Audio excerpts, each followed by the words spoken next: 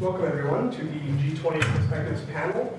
My name is Robert McGregor and I will be your moderator this evening.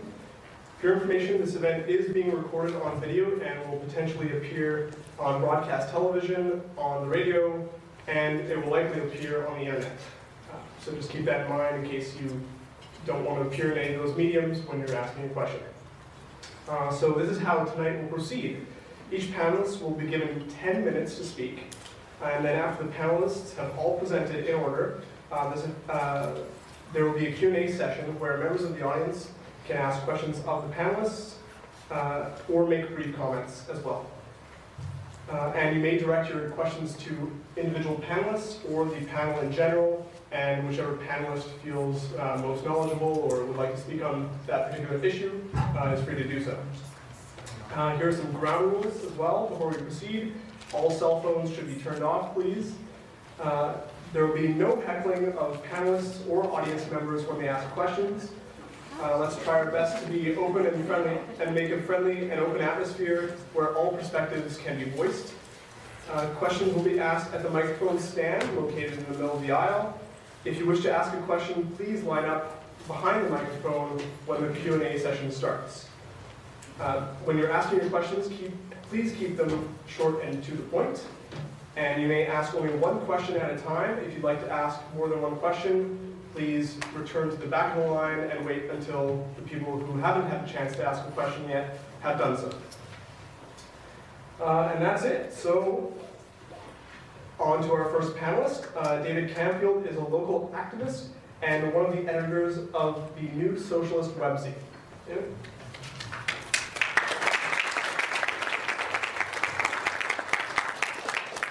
Thanks, Rob, for inviting me to be on this panel. I'm really glad to see so many people turning out to discuss this important issue. I really want to speak to three issues tonight. The first, what the G20 summit was really about, because I think this was generally missing from a lot of the post-summit discussions, both in the corporate media and the left media, and in discussions that people have been having, and that is about the coming austerity program that's going to be delivered to us. I want to say something also briefly about the debate that's happened about legitimate and illegitimate forms of protest, and then I want to address the implications for what happened in Toronto for the coming attack on public sector services and public sector workers that we're going to be experiencing from all levels of government. So first, a lot of the discussion that's taken place is focused on important issues such as police repression, restrictions on civil and political rights, and the attacks on property carried out by a small number of protesters. These are all important things, but I think this is missing the big picture. The big picture is what was being discussed behind the closed doors. Just to quote from a CBC report on the 27th of June, Prime Minister Stephen Harper has hailed an agreement among G20 leaders at the close of their Toronto summit on a Canadian-led plan for industrialized nations to slash their deficits in half within 3 years. Harper also said he expects Canada will cut its deficit in half and put its debt load on a stable or downward path by next year. Now the point here is not whether Canada or any other state will meet its deficit cutting targets. These are voluntary targets after all. But how this whole discussion reinforces a belief which has come to be treated as an unquestionable holy truth in official politics in Canada and in most other advanced capitalist countries. When I say it's become an unquestionable truth, I mean if you look at all the political parties in the House of Commons and most of the media commentary, if you look even at what the NDP provincial government here in Manitoba does, they all share this belief. And the belief is that deficits are bad, that a large deficit is a crisis, the deficits must be slashed, and that austerity measures to cut public services and jobs are bitter medicine that we have to accept for the sake of ourselves and our children. That's a bunch of claims that have become treated as unquestionable. I want to say a couple of things in response to this. The first is that deficits in Canada are low. The federal deficit in Canada is by far the lowest of the G7 industrialized countries. Second, and more importantly, cuts in the name of deficits are not necessary. There are always alternatives to this austerity agenda. I will argue that, in fact, high deficits are a problem for those who run the capitalist economy. They're a problem for governments and CEOs. They're not a problem that working people should shoulder. In other words, this problem is their problem, not our problem. That's the title of a short article I wrote on this recently. Our problem, ordinary people's problem, is what they are going to do to cut deficits at our expense. When we accept the idea that the deficit is our problem, an idea that they were trying to reinforce from the message coming out of the G20 summit, we end up supporting or tolerating cuts to education, healthcare, social assistance, other government services, along with privatization, higher tuition, and other user fees. That kind of austerity, which we've seen in different parts of Canada at different times. The federal Liberal government brought in big cuts in the mid-1990s. We see now in Greece and in the UK, big moves towards austerity agendas and so on. Sadly, it's a sign of how far these kind of right-wing anti-deficit ideas have penetrated. If we look at a press release that was put out at the end of June during the G20 summit by the president of the Canadian Labour Congress. The CLC, the Canadian Labour Congress, is the umbrella organization that most unions in Canada belong to.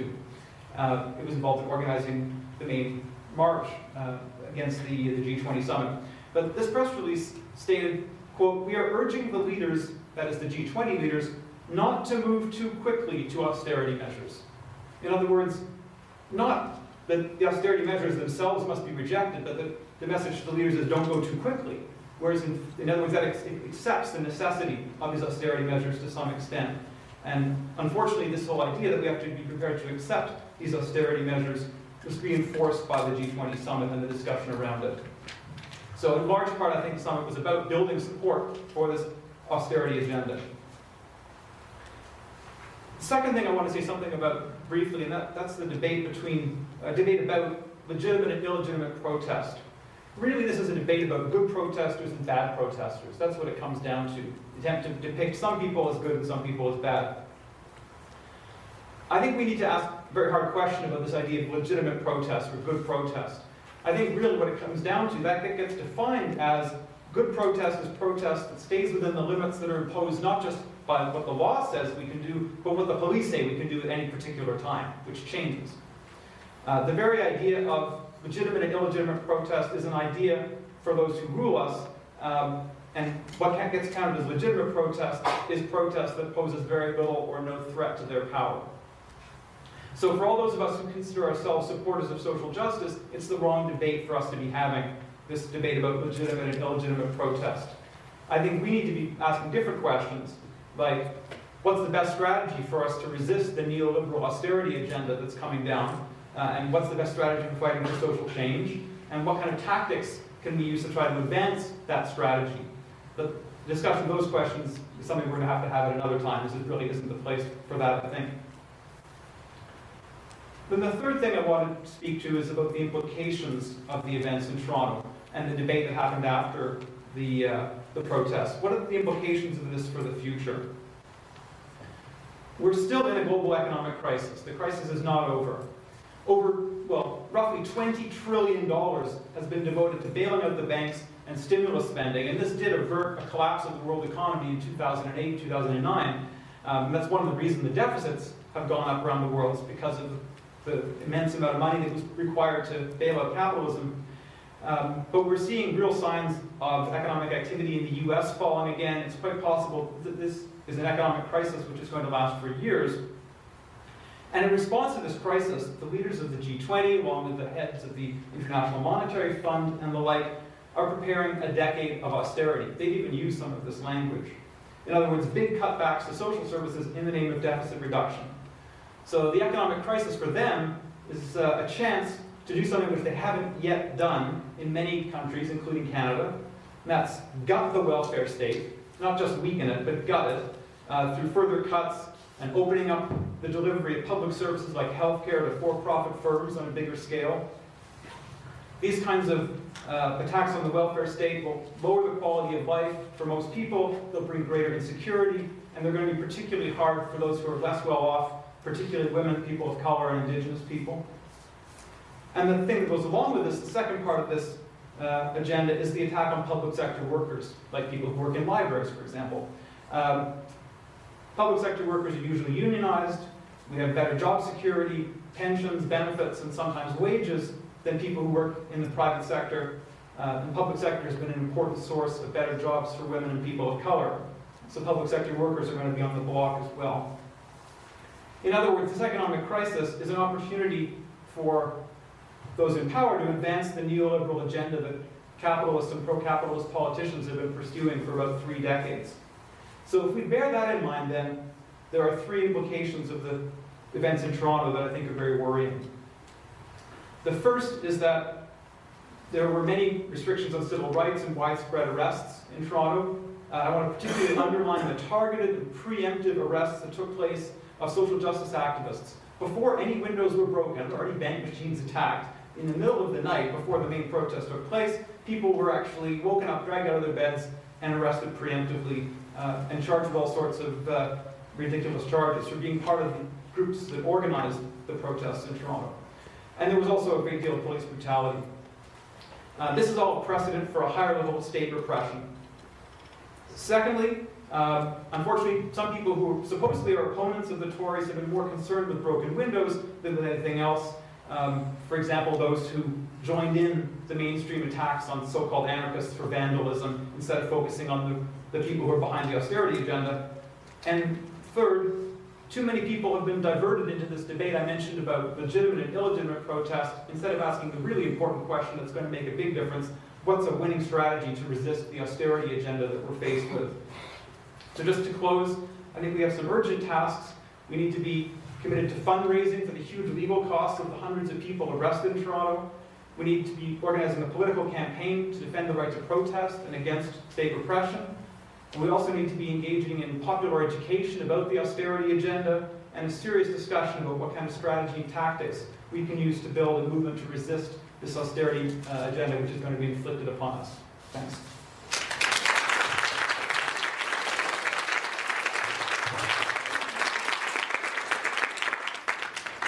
Thank you, David. Our next panelist is Robert Chernomas, who is a professor of economics at the University of Manitoba, a board member with the Council of Canadians, and a research associate with the Canadian Centre for Policy Alternatives.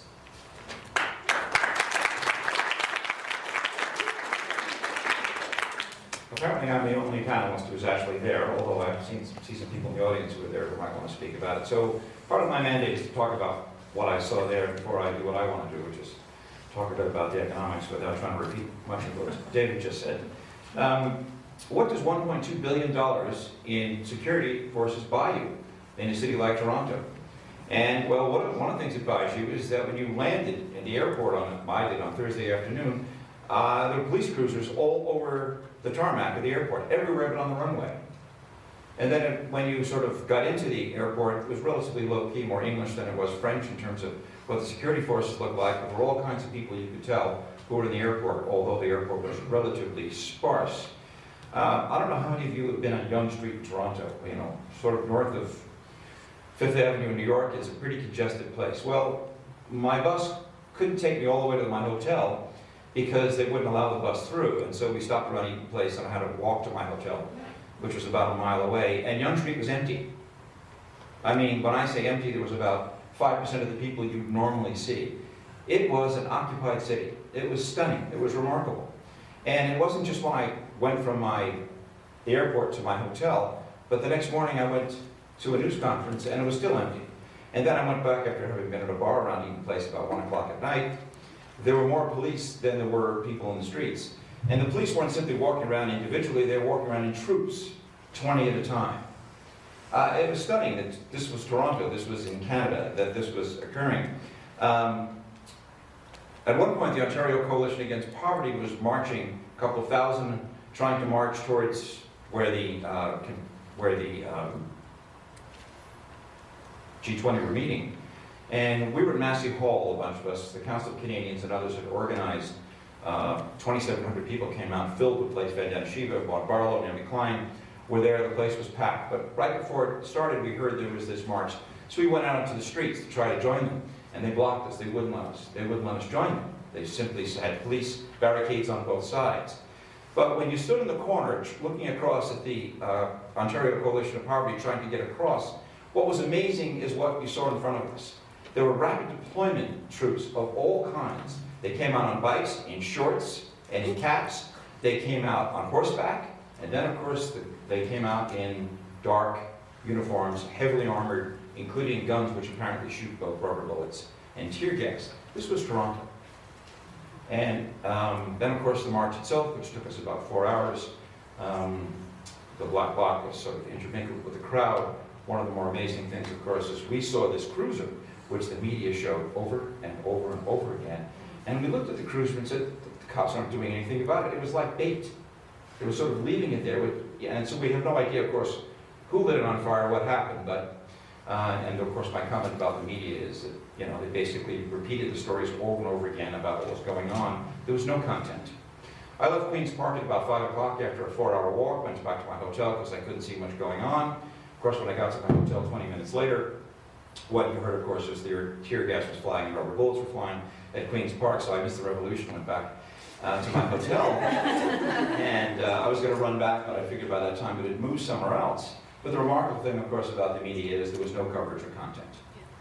Now, I have not done a systematic count of what the media did, but everything I watched was all about the burning car. And I guess the media got angry at times because sometimes the cops, of course, abused them, as well as abusing the marchers, as opposed to looking at the content. A couple of amazing things, of course, is Sarkozy, the president of France, said he would never let this happen. He would never spend $1 billion on security. Of course, what he would probably do, rather than put it in the middle of Paris, where he would have a revolt, he'll put an army base somewhere. And the mayor of Toronto said this was an outrage. We should have had a convention center off to the side instead of having the whole city occupied. Well, what was Harper about? Well, I would assert what Harper was about was asserting his power. He was among the most reactionary of the leaders of the G20, absolutely opposed to any kind of environmental regulation. He's opposed to any kind of regulation on the banks. And a lot of the other leaders had sort of mixed feelings about this. And so I think what he was doing is he was asserting his power, asserting his position with respect to the environment, respect to taxes, respect to regulation. It was essentially class warfare. I'm an economist, how much time I've got left, I don't know, but I'm going to just talk very quickly about, that's good, 5 minutes, good time. Quickly, this fiscal stimulus is the Keynesian fiscal stimulus perspective, and then there's, of course, austerity. And what's the fiscal stimulus? Well, when they do the austerity business, the Keynesians would say it's bad policy. They just don't get it. What it's really about is class warfare, as David sort of described it. It's about how we can continue to maintain no regulation, no taxes, and how to cut back wages and salaries. Once again, as an economist, I'm going to just give you a couple of numbers here. Canada and Germany were in favor of course, austerity.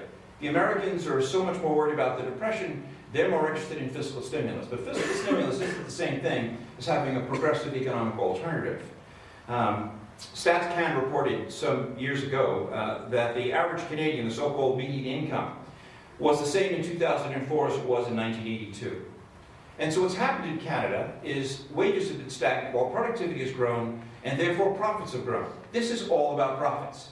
There's nothing else that matters, but power is essential in order for profits to be realized. Workers' productivity during that period improved by 51% over that 30 years, while wages remained flat. The Canadian workers' share of national income is the lowest it's been in 40 years. How do we compensate? What do? Well, we borrow money from the banks in order to live at the same standard of living we tried to live before, because wages are either stagnant. Or in the United States, of course, it's much worse. In the United States, it's not the wages are stagnant, they're actually falling. This has been done systematically through central bank policy, through trade policy, through tax policy, and of course they want to continue this. And since there's not much resistance, and any kind of resistance was going to be met by the kind of occupied city we found in Toronto, this is the sort of, I would argue, political perspective that's being established. The United States is remarkable numbers. Between 73 and 2000, the average income of the bottom 90% of the American taxpayer fell by 7%. Incomes of the top 1% rose by 148, top 1/10, 343%, and the top 1/100th by an amazing 599%. Keynesian demand, well, you know what? They don't care if we buy 10,000 cars or one $80 million submarine. It's all, you can create demand that way. The real issue is it's about class warfare and how to continue and be successful at it. Joel Rogers, director of the Center on Wisconsin Strategy, has made a recent calculation. Had wages tracked productivity as they had over the previous 30 years in the United States, the average American family would make $20,000 more In Canada, it's 10,000 over that same period. Class warfare has been on since neoliberalism began, and Harper is going to accelerate this. What would we do about this? What's the alternative? In 30 seconds or less. Financial transactions tax, bank tax, estate tax. What we need to establish is a bank of reconstruction. Not a private bank, but a public utility. Turn the banks into public utilities. And out of that, public sector investments in green technology to transform the economy and end poverty. More than a fiscal stimulus, what we need is a transformation of economic power. Thank you.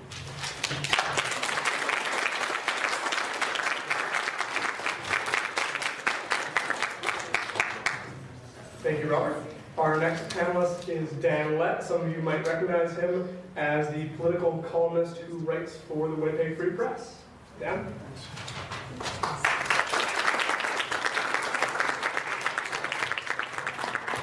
It seems a little ass-backward to be opening up my laptop to show me something that you're not going to be able to see, but my printer wasn't working.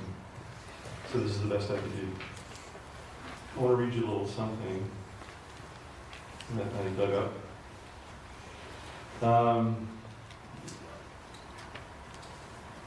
I'm going to have to change some of the words here so you get the punchline. It is the violence within our society that encourages some people to make bad things in the first place. It is the same violent society that makes some people believe that they can change those bad people and the violence by use of a bomb. As the great American pacifist A.J. Musk said, there is no way to peace, peace is the way. In 1982, I was just in my first year at Carleton University, and I happened to be, I'm from Toronto originally, and I happened to be plugged in with a lot of people that I still consider to be quite courageous agents for social justice that were involved in the anti-nuke movement. I mean, that was really the cause back in the early 1980s. If you spend any time reading current affairs coming out of high school and going to university, that was really your cause. I hooked up with some people through Project Plowshares and the Quakers. It was a lot of faith-based movement at that time. And you know, the big gig at that time was protesting outside Litton Systems in Toronto. Now, this is, some of you are nodding, so I'm glad I'm not the oldest guy in the room. Litton Systems, you'll still see their POS systems in restaurants, and why don't they make cash registers, microwave ovens, and they also made the guidance system for the cruise missile. So, you know, back in 1982, the cruise missile was sort of the dark lord of the new sort of generation of weapons that was coming through. There were the Trident submarines. They launched cruise missiles with nuclear warheads. We were all scared shitless, for good reason, as it turned out. And so every year, twice a year, once in August and once in April, people would come and they would protest outside of Litton's. And it was because it was faith-based, it was entirely peaceful. It was, you know, the epitome of nonviolent protest, and it was very professional and confident, I might add. And so for years this went on, up until October 1982. And in October 1982, 5 people who called themselves Direct Action packed 300 kilograms of dynamite into a van, parked it outside Litton Systems, and blew the front of the building off, and seriously injured 10 people. So I bring this up as sort of context, first of all, for what happened in Toronto, and with you know, a nod to some of my earlier panelists about the debate about kinds of protest, and why you should be concerned about the kind of protest, and why it is, quite frankly, a very important debate to have if you consider yourself a fan of social justice. What happened between pre-bomb and post-bomb was quite dramatic. Pre-bomb, we were allowed right up onto the front steps. I mean, like, it was really fashionable in those days for women in particular, and I think it's because of their higher pain threshold, would come with ketchup bottles full of their own blood. And they would pour some on their head, and then they would run up to the front doors and squirt it all over the windows. And it was, you know, it was a dramatic TV moment. You know, it was something designed for TV. And at that time, television news was exploding as the next medium. Of course, nobody saw the internet coming along. But anyways, so TV was it. After the protest, you know, the cops didn't have as much of a sense of humor. You know, the protests that we went at, we were organized into groups. There were people there who were there to get arrested, and there were people like me who were there to follow them once they got arrested. And those people who got arrested were not treated well. We were cordoned off. We were like contained by you know, 2,000-pound police horses stomping around all over the place.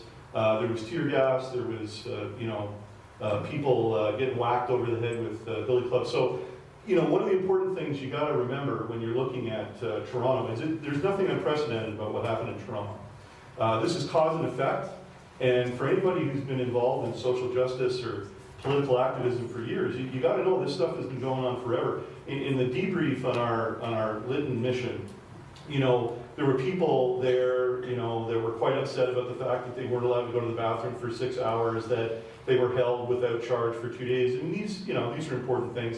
But there was also like some 40 and 50-year-old people there who've been doing it since Vietnam, who told stories about how they used to go and do sit-ins in the alcove to the U.S. Embassy when it was on Wellington, right across from the House of Commons, and they'd get the crap beat out of them, and they'd throw them in the paddy wagons and take them to the cops' house, and they'd beat the crap out of them again. So, you know, really, you know, analyze what happened in Toronto with a critical eye, but don't confuse it with unprecedented. You know, like, I've gone on from sort of, you know, my social activism days into journalism, and I like to think it makes a good transition. You know, for me, the cause, and I don't know how this happened, has been wrongful convictions. So I've written 6 wrongful conviction exposés, and 4 men, I've helped free 4 men from jail. So to me, that's social justice. But the one thing I've sort of learned is that the medium is the message. I mean, anybody who thinks that that's become an outdated concept is not paying attention to the new media age that we're in. You know, why did the conservatives overreact? Absolutely, I have no disagreement with what the previous panelists said. I may not subscribe to all the hyperbole, but the analysis of the most important issues there, absolutely true. The fact that a good portion of the public and the media were distracted by a small, well, not ultra-violent, but a violent component, absolutely distracted. But the medium is the message. And you can't just sort of, you know, look at what happened in Toronto and not know, or not look critically at why it happened. Why did they overreact? Well, they overreacted because, you know, people I think I like to call anarchy tourists spent 6 months on social networking sites talking about how they were going to throw bricks through the Gap windows on Queen Street.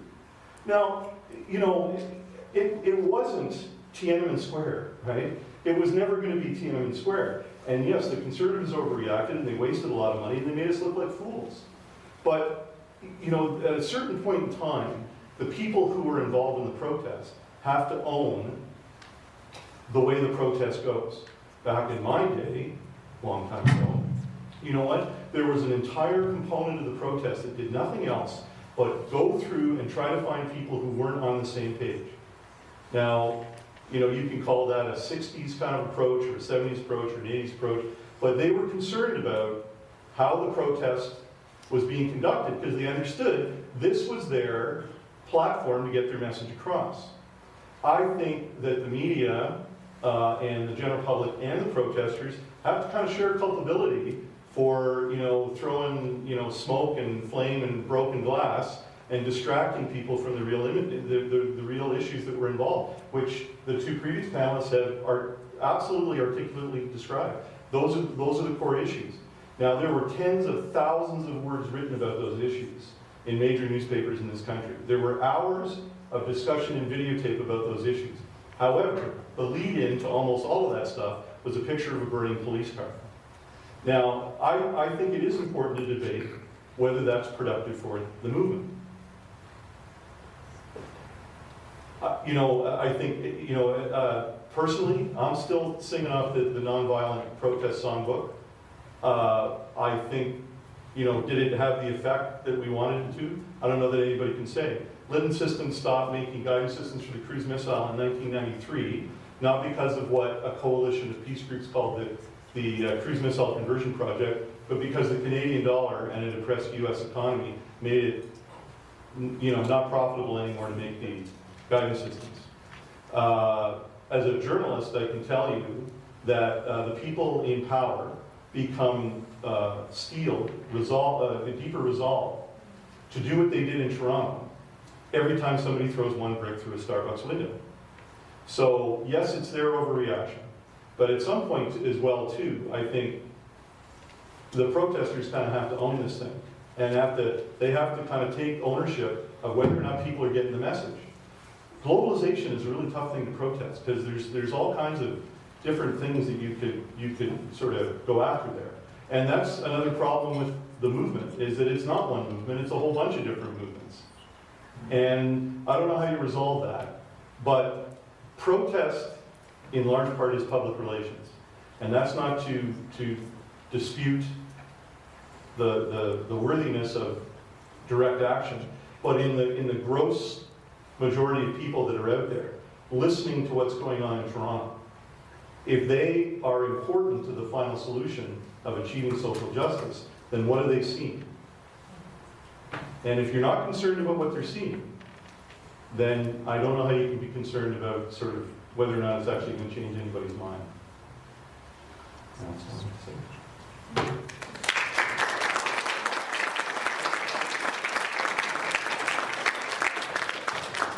Thank you, Dan. I saw the panelists furiously scribbling during their speech, so I think we might allow for a short response period before we get to Q&A for the panelists to respond to each other's speeches. Our next panelist is Joan Grace, who is an associate professor at the University of Winnipeg, where she teaches Canadian politics. Joan?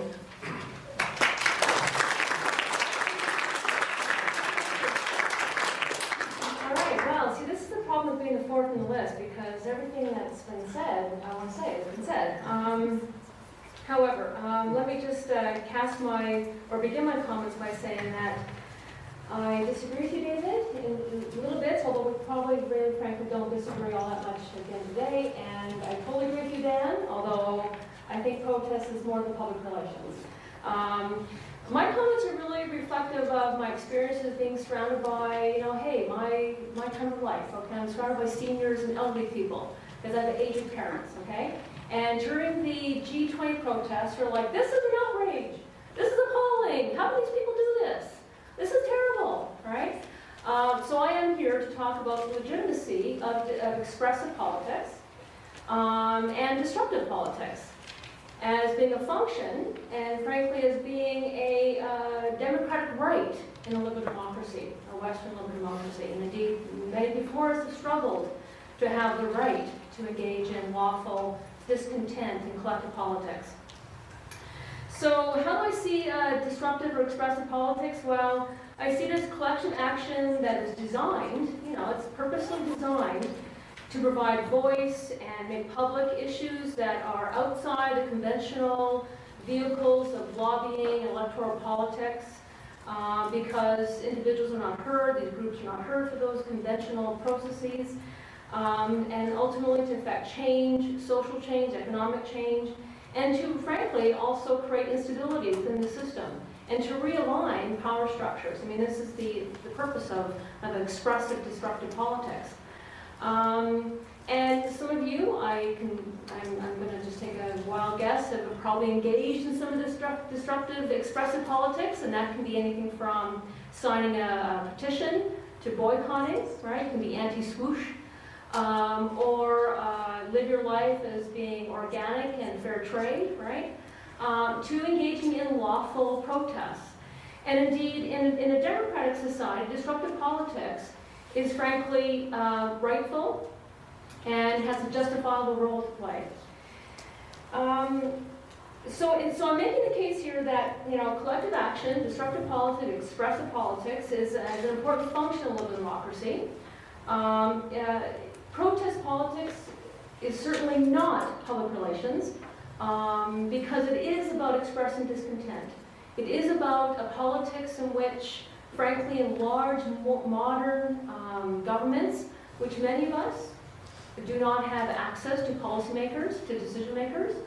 So frankly, to get voice, to be heard, to realign, to get a different discourse out there, a different way of thinking, an alternative perspective, we frankly have to engage in some forms of public mass politics. So it's certainly much more than public relations. And in fact, it has a function to play within a liberal democracy, right? It's functional within the process of our governance system.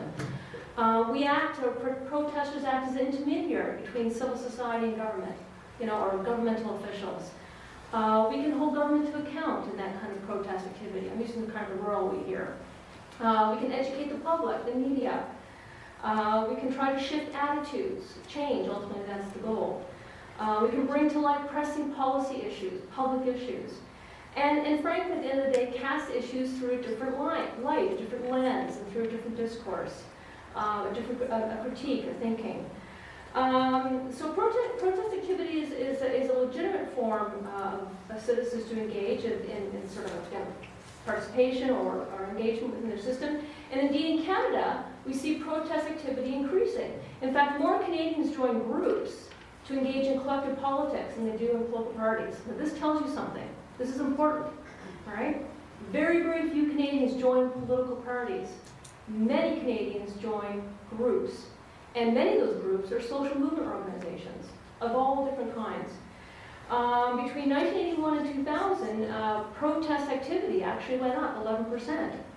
Now, I looked for more comparable current data, but I'm going to throw a sort of a hypothesis out there and say that probably has increased even still under our current government. And I think we can, sort of point to the prorogation of Parliament as an example. Because Canada is typically a country which is characterized as being quasi-participant.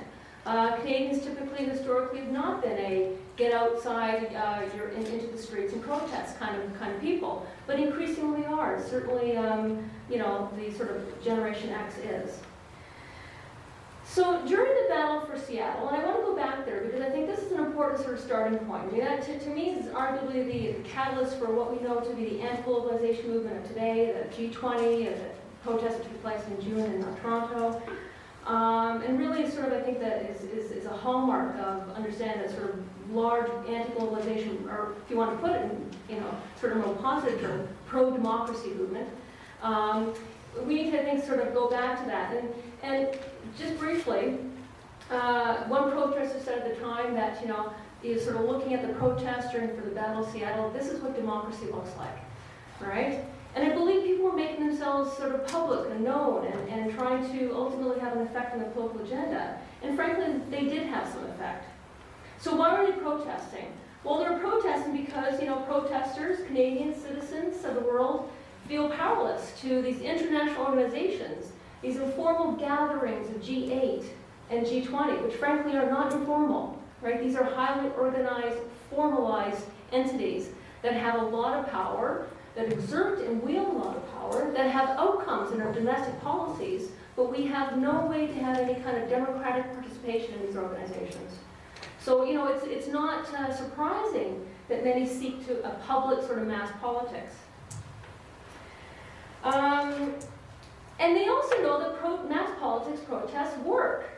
I mean, think about history here, right? The French Revolution, the Civil Rights Movement, the Winnipeg General Strike, the Orange Revolution. Mass politics works. Not always, but mass politics works. So, it's not, again, surprising that they would gather in protest. And ultimately do this because, there's a very entrenched international consensus around liberalization of trade, and this has been, talked about by the panelists. Understanding that on the part of the protester, that G8 and G20, although less G20 certainly, international organizations with WTO and NAFTA and World Bank, which of course are embodied and all part of the sort of international consensus of the G8, exert corporate crime, right? The protester, to their thinking, and as a protester said this in 1999 after Seattle, you have to kill capitalism before it kills you. So, it comes from a very strong sense of anger. And I think it's further fueled by, frankly, we're talking Toronto here, by an incredible lack of discontent, and that's put mildly, on the part of Canadians with regards to their current Harper government. We don't feel represented. We don't feel we have substantive input into our government. And after all, our current government is one in which, and this is getting a lot of media play right now, as it should, silences critics, right? It has constrained access to information. It has closed the policy system to civil society input. It devises agendas that make no sense, like women's health in developing countries, which excludes reproductive rights. I mean, this is ludicrous, right? So at the end of the day, just to conclude, my time is coming to an end here. Expressive politics, disruptive politics is a legitimate role to play within a liberal democracy, and certainly in all countries, I would say. But I think more indeed in a modern liberal democracy, because it's a way for us to be able to engage and to have a voice and to disrupt conventional entrenched institutional practices and thinking. But is this justification for violent activity? And ultimately, this is one of the most important questions. Disruptive politics is one thing. Smashing windows and setting cars on fire is quite another. I suppose you can ask yourself a couple of questions I think that are really important here. What does violent activity, such as that perpetrated by anarchists or the Black Scars, or whatever they call themselves now, what does that achieve, right? Is it an appropriate, legitimate strategy to destabilize the international economic consensus? Is this an effective way to get the attention of civil society and policymaker, or does it further alienate individuals towards the political system? Have violent protests, are these responsible, I mean, I'm talking previous ones, for city lockdowns now, and they have now impeded any kind of, engagement or dialogue between government authorities and civil society. And I think this is something that, that I agree with Dan on, that protesters have to take, I think, a hard look here. I tend to lean towards the position that violent activity is not an option, and I'm going to stop there. Thank you.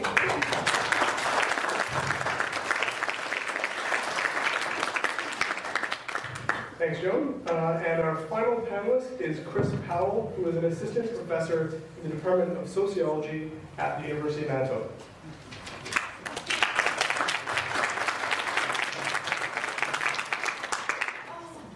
Okay, I'm going to have to make this up completely. I can't give the talk I was going to give. I want to cram some other things in that aren't in there. Okay. Can you let me know when I've got 5 minutes? Can you do like jazz hands or something? So, one of the questions that I thought might be more on the table than it is the question of whether we are looking at in Canada the criminalization of dissent.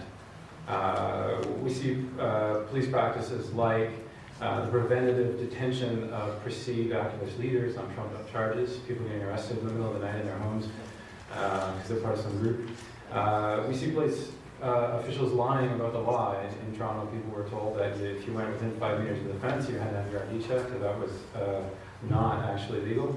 We're seeing the mass arrest of peaceful protesters as a retribution for acts committed by a handful of individuals.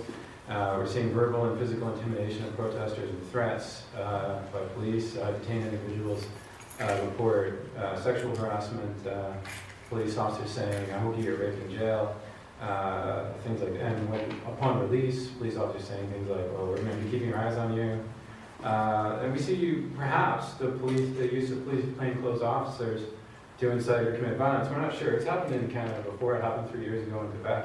Quebec provincial police officers posing as protesters tried to incite a riot, and at Montebello, and union leaders spotted them and stopped them, and QPP had to fess up. So, are we seeing the criminalization of dissent in Canada, or the recriminalization of it perhaps? I think so. So I'm going to talk about why I think that's happening, my own work, and then I'm going to talk about some of the responses to it. That's the part I'm cramming in that I didn't have before. So, and my work, I'm a historical sociologist. I look at things that happen over the span of hundreds of years. So I take a very big picture, for better or for worse. So, first of all, I want to consider why it is that people sometimes do have the right to protest and have their civil rights taken seriously by the police, even when they are engaged in a public power struggle with those same police. And I think the fundamental reason always as to why states have to respect the rights of citizens is the relation of power, the balance of power between subjects and the sovereign authority of the state. When people are able to hold the state accountable, when they're able to impose a cost or a penalty on the state for compromising their rights, then the state finds that it's better off respecting those rights. But when people aren't able to do that, then the state, or anybody else for that matter in this world, does what they can get away with. Well, I'm a little pessimistic, but hey. If we're seeing the recriminalization of dissent in Canada, it's because there's been a change in the balance of power between the government and its subjects. And I think the roots of that change in the balance of power are in the shifting dynamics of something that sociologists call the modern world system. The modern world system has two components. First, there's a global economy, the capitalist world economy, that everybody's a part of, that everybody's been a part of for the last 500 years, including the Soviet Union, which was a state monopoly capitalist state. And on the other hand, there's a pluralistic system of individually sovereign nation states. At least they're formally sovereign. And those two things together, the political system and the economic system, make up the modern world system, and it's been around for about 500 years. And it goes through periodic crises, economic crises, cyclically, and it went through one in the 1970s, and I'll get to that in a second. But from the end of the Second World War to the middle of the 1970s, so for about 30 years, from the mid-40s to the mid-70s, the dominant states in the world system saw their national economies grow steadily and quickly at a historically unprecedented rate. You had unprecedented economic growth, and that's sort of like, if you're my age, it's your parents' generation who lived kind of through that. That situation created opportunities for an interesting kind of politics that's come to define what progressive politics means in the privileged countries of the world. And it's a politics that works by saying, well, instead of using all this incredible wealth that we're creating to just to benefit the people who already have wealth, let's use some of it to bring people into the system, to bring some disenfranchised groups into the table. And we could call that an expansive politics of inclusion. And it's a politics that was practiced by only a fraction of the dominant political elite in the dominant countries in the world. There were always members of the dominant political elite who didn't think that was a good idea, and there was a power struggle between the two segments of the dominant elite, and the progressive group gained a lot of ground because companies were making profits, and it was expedient to appease people who were protesting, who were demanding inclusion, who were demanding rights, who were demanding enfranchisement. It was expedient to appease them rather than allow them to disrupt this wonderful economic growth that was going on. So let's bring them into the table. But starting in the mid-1970s, the global world system went into a significant economic crisis from which it's never properly recovered. Thank you. Oh boy. Okay, so and the rate of growth fell, declined. And it's been down the last 30 years. The economy has grown more slowly than it did in the previous 30 years, quite substantially. And that means corporate profits fell, or they should have fallen. But what happened in the 1980s is the beginnings of what we're calling neoliberalization. Governments everywhere cut back on social programs, and not just welfare and direct spending, but also on the kinds of regulations that cut into corporate profits, like environmental regulations, for instance, or health and safety regulations. Or they gutted the enforcement agencies that enforced these, even though the regulations were still on the books, they didn't mean anything. So, and that, in effect, what that did was transfer wealth back from the less privileged people who've been benefiting from this expansive inclusionary politics, transferred that wealth back to the minority of people at the very top of the system. So that transfer of wealth from poor to rich disguised the relative contraction of the rate of growth in the capitalist world economy. And there's not much digging left to do, although our government is doing everything it can to keep that process working. So what that meant in political terms was that there was less incentive then to appease people who were disenfranchised and angry and willing to go on strike and willing to protest and willing to block things up. Since there's less incentive to appease them, there's less accountability. And the long story short, that translates into increased impunity for police forces in Canada and other countries around the world to do what they like. And I'm fairly pessimistic. I think we're going to see continued expansion of police repression in Canada, regardless of what strategies the protesters adopt for the foreseeable future. I think we're in for some very hard times. Now, I'd like to talk a little bit about what is happening, as I see it, in the big picture on the left, to respond to all of this. And there's three general approaches, or general strategies. The first of these is rational or moral persuasion. And the second is what I'm going to call counter-hegemony. And the third is building the new world in the shell of the old. So the first strategy, morally or rationally persuading. If you assume that society is held together, and I'm not trying to pass judgment on any of these, by the way. If you assume that society is held together by some common norms of values, or by some common shared interest that constitutes a collective good, then the smart thing to do is to appeal to those shared norms and values, to appeal to that collective good, to engage in very controlled, symbolic forms of protest that communicate a clear message to the general public, to try to persuade Canadians in general of the value of a particular stance on a particular issue.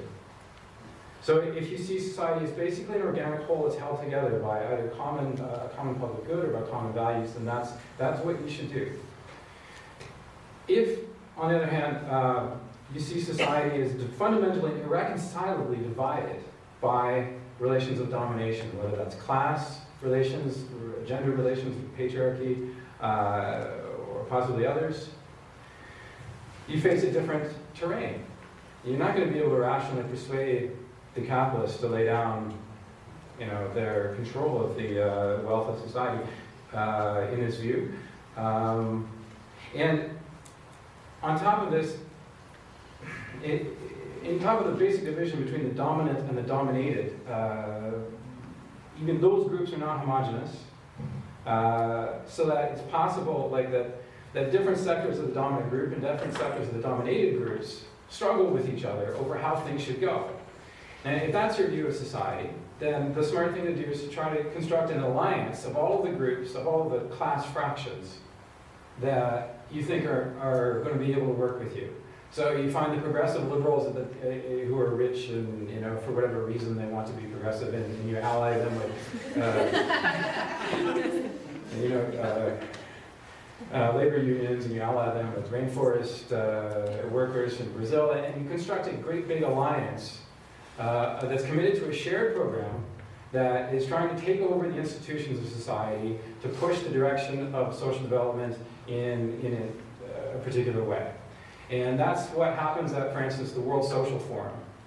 All these groups from around the world get together and try and hammer out a common agenda to some extent, because they're trying to construct this alliance. And then, if you're going to protest, your audience, I'm going to take 1 or 2 more minutes. Your audience, if you're having a big protest, your audience is not really the general public.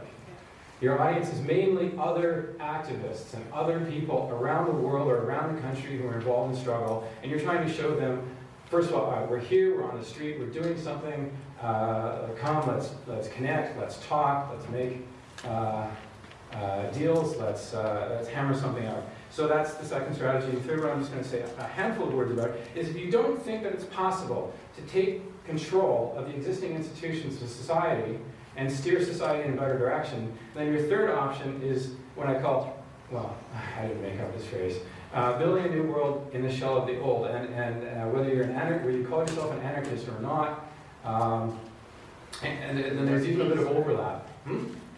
Oh, pleased to be here. I thought I was going to be like... Whether you call yourself an anarchist or not, if you're trying to create alternative institutions that completely go around the existing ways of doing things, then you're engaged in that third strategy. And then, well, the politics of how you protest then are pretty complicated, but standing up to the cops in direct physical confrontation can be one way of trying to develop an alternative solution to the question of who controls the use of force in society and how it gets deployed. So I'm just going to leave it there. That's the huge question right now for left movements, is which of those three strategies is going to be the dominant one. Thanks a lot.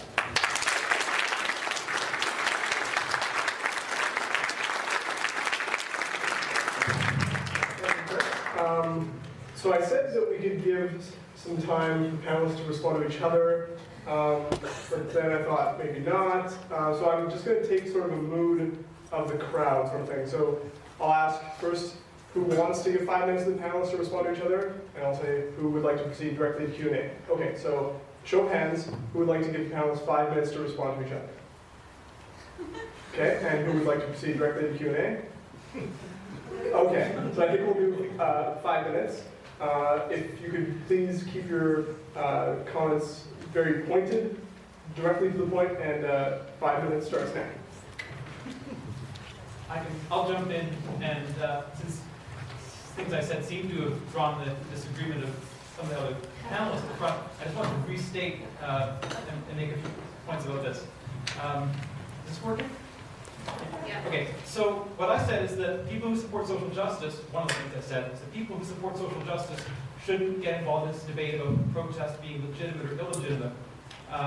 Instead, I think we need to focus on a different question, which is what's the best strategy to fight neoliberal austerity and to fight for social change, and what are the tactics that can help us advance towards that strategy. So I'm not saying anything goes or everything goes or anything we do is as good as anything else.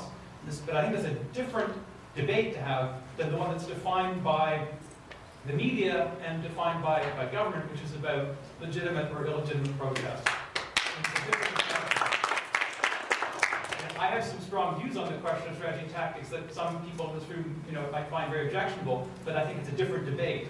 And I wanted to explain this because if everyone had in the past accepted the limits of so-called legitimate protest, unions would have fewer no rights, and access to abortion would still be restricted by the criminal code in Canada, just to give 2 examples. Frederick Douglass, the great African-American abolitionist and freedom fighter in the 19th century, said that power concedes nothing without struggle. I'm paraphrasing here. People who want change without struggle want the ocean without the roar of its mighty waters. In other words, if you really want social change, if you look at history, it's always going to involve forms of action that at that particular time are deemed illegitimate. Okay, thank you, David. Anybody else?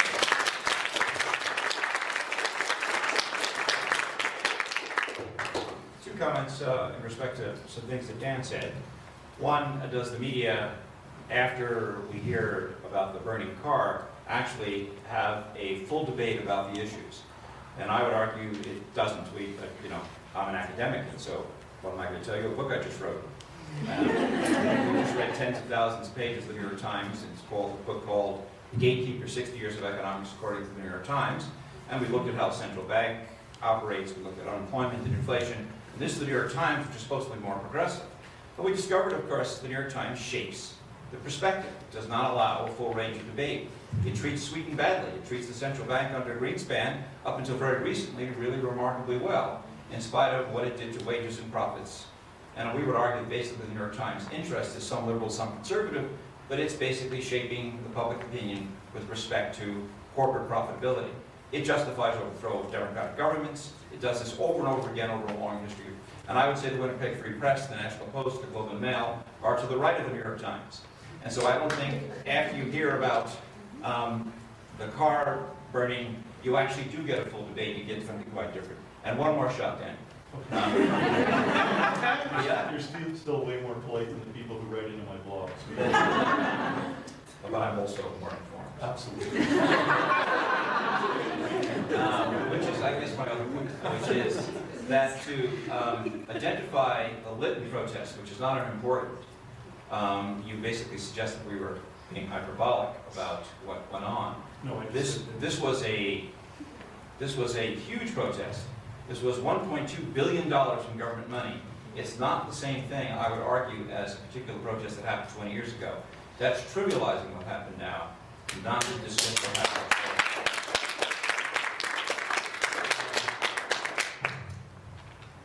For better or for worse, one of the great things about my job is I've been all over the world, and I've seen political systems in action in places where they don't have a Charter of Rights and Freedoms, they don't have police complaint commissions.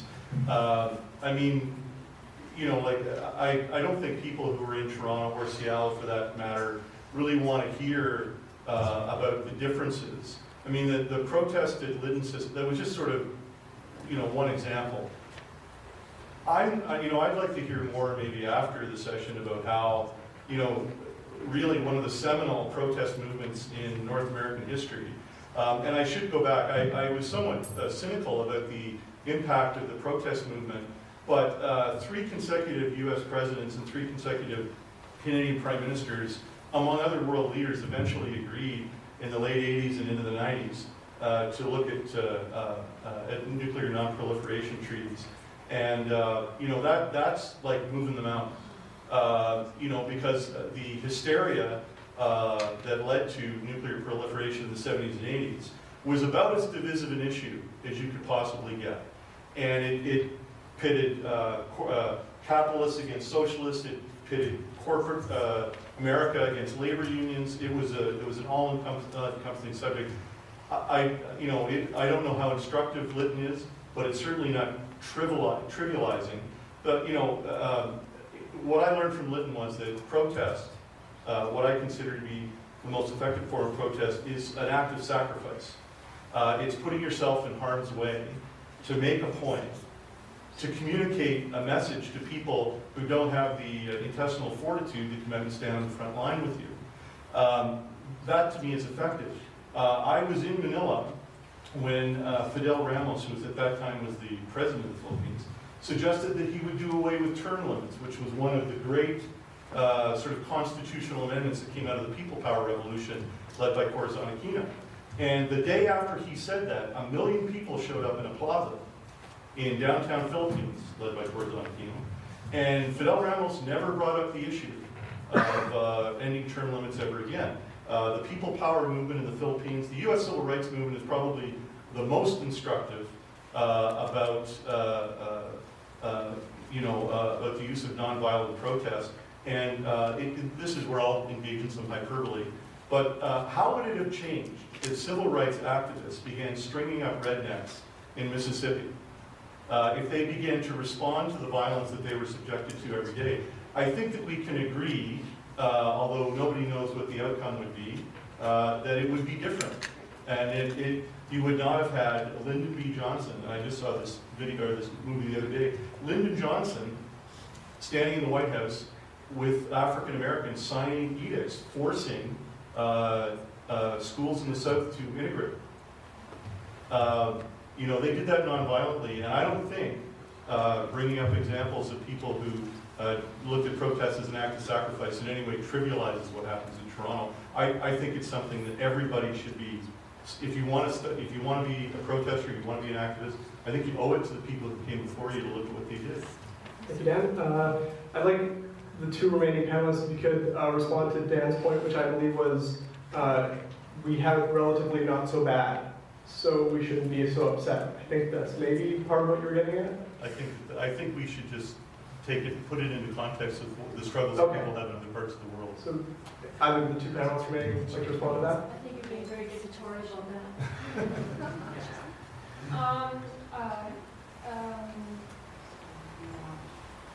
Chris? All right. I want to come back to David. Sure. Go ahead. It's a free country. It is a free country. Yeah, thank you very much. It was a suggestion. David, we do not disagree. We do not disagree. And I do not take objection to what your points were. I completely support what you have to say.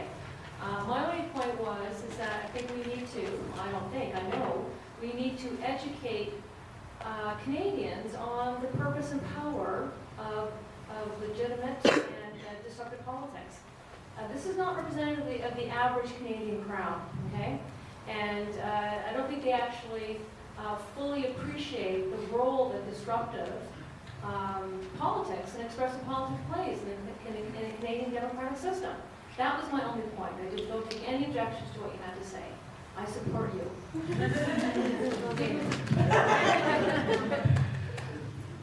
Well, the thing that I'm going to say is that when we argue about tactics, like violent protest or non-violent protest or direct action versus educating people and so on, tactics have their place in a larger context of strategies, of an overall vision of a sense of what the goals are of the movement, what it's fighting for, and generally how it tries to fight.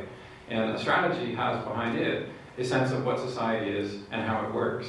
So when we have different ideas about what society is and how it works, like is society a moral community? Is society an exploitative capitalist order? Like these are fundamentally different conceptions, what society is and how it works. It leads us to different strategies and to different tactics. When we have one group protesting one issue, that's fine. The group can pick its tactics and its strategy. But when we have a mass convergence of many, many groups, like in the G20, the difficulty is that some of the strategies and some of the tactics cancel each other out. And so far, it's fascinating, because so far there's been this incredible sort of collective not addressing the issue that it goes under the name of diversity of tactics. So you'd be over there marching with picket signs and babies and we'll be over here, in clown suits, throwing flowers at cops, and then someone will be down the street, trashing Starbucks. We're all going to do that, and that's all fine. And everybody knows that those strategies all cancel each other out to some extent. And I think before too much longer, debates like the one we're starting to have at this table over, which of those tactics is appropriate, are going to get more intense within left movements. And left movements with more mainstream purchase are going to start to debate within themselves whether they should be policing the more radical elements, and that's going to get really interesting.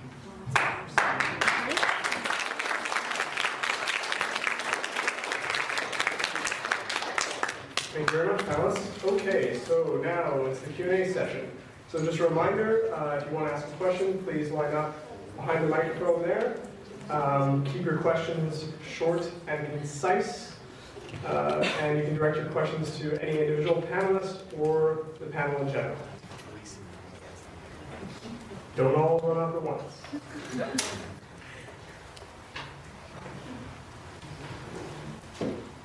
Hello, my name is Grant Sherback. I don't really represent anyone myself.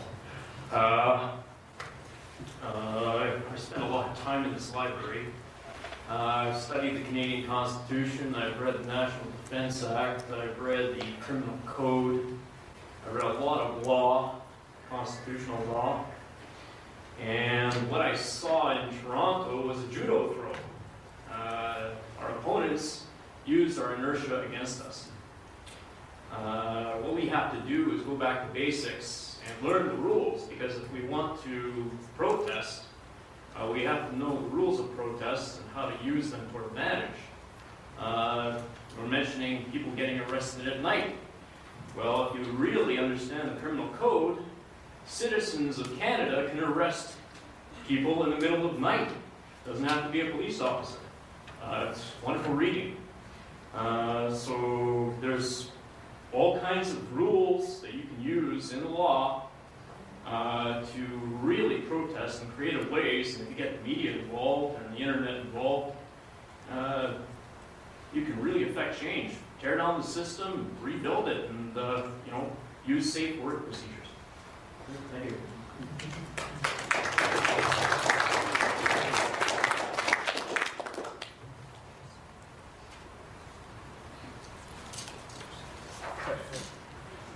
Dave Sauer from Winnipeg Labour Council. Just a question for Dan, and I don't mean to pillory the journalists here tonight, but just a question about invite other journalists. Absolutely. That's covered.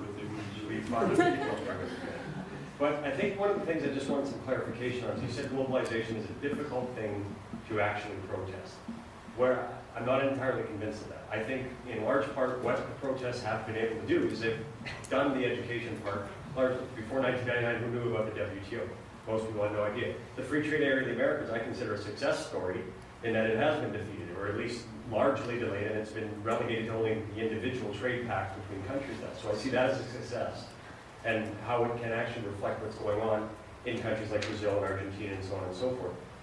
I think what makes the anti-globalization movement actually more of a strength is that it is that diverse. It has that ability to prod and poke at this from a variety of different directions. I mean, the workers in Inco, they know it's Valley Inco from Rio de Janeiro. This is not some Canadian company they're dealing with. So I just wanted a bit of a clarification on that. Because from my perspective, I think it is effective in that it is able to thrive. We lost maybe the media battle in the G20, but it's still one more step. I mean, this is a long process that we're going to be going through. I think my fellow panelists actually said it more articulately than I did. That was the point I was trying to make. about the convergence of different movements with different agendas and different tactics. Although, one thing I would sort of, if you don't mind, it's not a rhetorical question, but you know, one of the things I'm tracking right now, I'm just fascinated by is, you know, union organization and strike and protest in Chinese factories. So, no, I would ask you, you know, be frank, do you think that Chinese workers are at all influenced by what happens in Seattle or Toronto, or are they just kind of waking up to the fact that they've become the dumping ground for low-skill jobs around the world?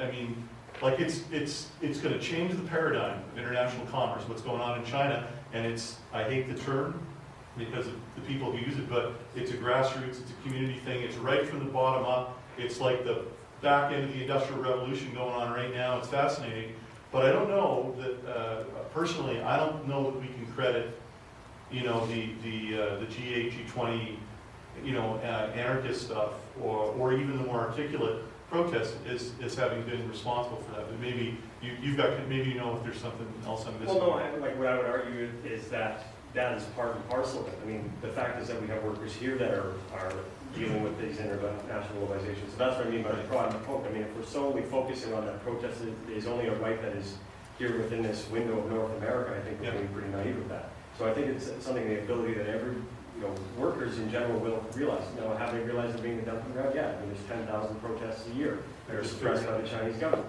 So it is something that is actually, they are rising up. Now the problem is that the baton is a lot bigger over there, and it's typically a barrel of a gun, whereas we have the media here, which does help avoid being that as well. I mean, nobody was killed in G20. I've been told by people in this former Soviet Union, they would have had bodies all over the street. So I mean, there is that difference that we do have where the media does play. It does help protect us in some sort of fashion from, you know, excess beatings of sorts, or from time to time. From time, well, you know, I'm trying to give you a little bit of credit.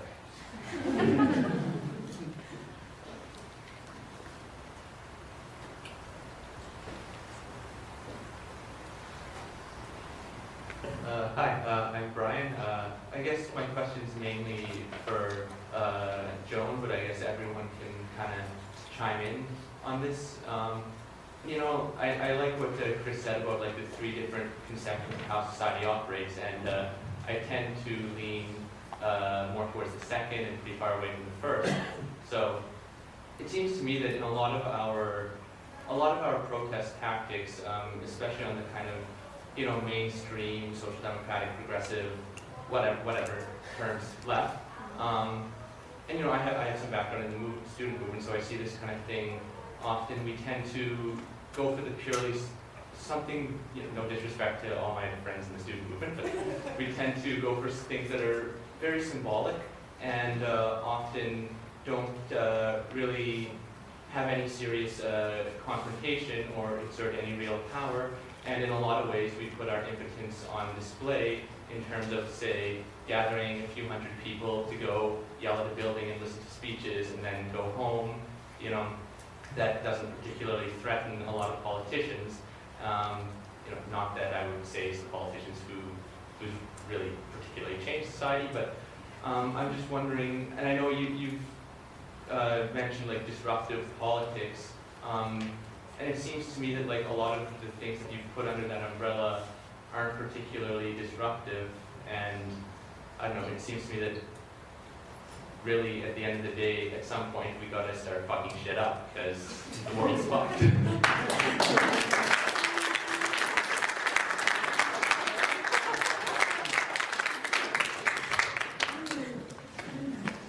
Okay. I disagree. Although I intellectually, academically, most certainly academically, and most certainly intellectually, I appreciate where you're coming from, obviously. Because there's a lot of anger, and frankly, there should be a lot of anger. Corporate crime is real. And it is exactly what it says. It's crime. There's a lot of people suffering around the world, economically, socially, culturally, environmentally. And that's in the hands of corporate profits, of which, frankly, all of us who live in Western liberal democracies have reaped the benefits of that, right? So there's a lot of anger. To say it's just frustration is putting it very mildly. So intellectually, I see that. But I wonder if in thinking about G20 or G8 protests, have we, and I've been part of the student movement. I've been out there doing my thing and yelling and screaming and holding placards. And I actually think that has a role to play. I've been part of very, very few, I wouldn't even call them violent protests, but certainly protests that have led to some stuff going on that was a bit disconcerting. But nonetheless, it's all part and parcel, I think, of a general sort of real, genuine anger towards the system and political authorities and economic authorities. But when we talk about G20 and G8, I think we've come to a moment in which governments, political leaders, and I agree with Dan here, know that there's going to be incredible mass confrontation. And so they completely lock down the system, the city, completely lock down the whole process. They leave some room for demonstrations to get the voice out there, but ultimately it's not going to actually lead to any kind of beneficial outcome. And that's only because G20 and G8 protests after protests after protests, and we've all seen these. I mean, let's be frank with each other here, right? Have led to the same thing over and over and over again. Many people said that they really feel sorry for Toronto because they know exactly what's going to happen. A, B, C, D, and E, end, right? And that's exactly what happened. A, B, C, D, end. I'm not going to downplay the police brutality, which I think is real. I'm not downplaying that at all, and I want to be really clear about that, and the corruption around civil rights. I'm not downplaying that one iota. But at the end of the day, I think we really have to take a hard and fast look at what ultimately is the outcome of these kind of activities. And although I appreciate the anger and the frustration. And Joan, I was wondering if you could respond to the gentleman's question. He asked if you could sort of expand on your idea of disruptive politics and what you see as disruptive and what those things are disrupting. All right, well, I mean, disruptive might be for some of those elements of politics I talked about, maybe more unconventional, perhaps. I mean, I teach Canadian politics, right? I teach students, undergrad students, who think about taking political activity as voting. Well, that's the minimal thing you can do as political engagement. So if they sign a petition or a boycott, I sort of applaud them for actually taking the next step, right? Canadians are actually largely complacent. You're not, but you're not the average Canadian, okay? You really need to be aware of this. And you're sort of talking to yourselves over and over and over again.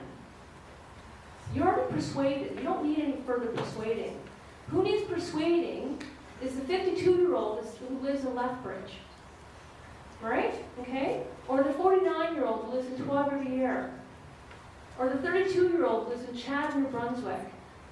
And this is really crucial, and you are missing the boat if you don't get on that. Those are the individuals you need to target, and Canadians are ripe for this right now. This government, talk about being effed up, this is the government, okay, that is getting Canadians really seriously thinking about governance and their government.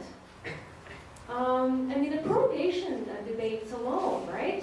Now, it's many things, and it's sort of that passive internet, oh yeah, I'm going to go there and protest, right? They don't really actually go and protest, they just say they will on Facebook. But a lot of people actually did, right? Canadians I think, are beginning to be more ripe for this, right? So I think you need to expand your horizons here a little bit, and one way not to get there is to use the old, sort of adage around, sticking it to the man. You need to think about ways that you can reach that public, frankly. So disruptive politics for a lot of Canadians signing the petition is actually kind of disruptive to them. It frankly is. It may not be to you, but it is to them. And so just think about that.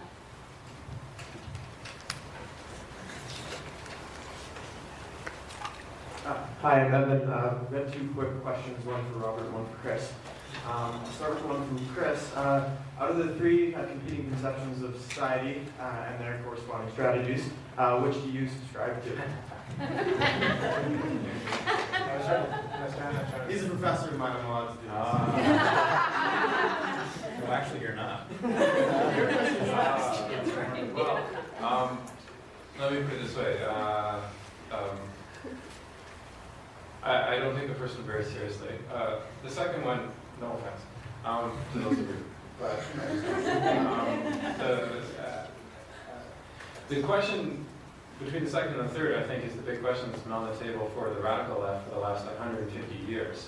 And the 20th century was the time of the counter-hegemony in Western countries as the dominant strategy. I think there's a lot of reason to think that was played out. So I'm somebody who is skeptical of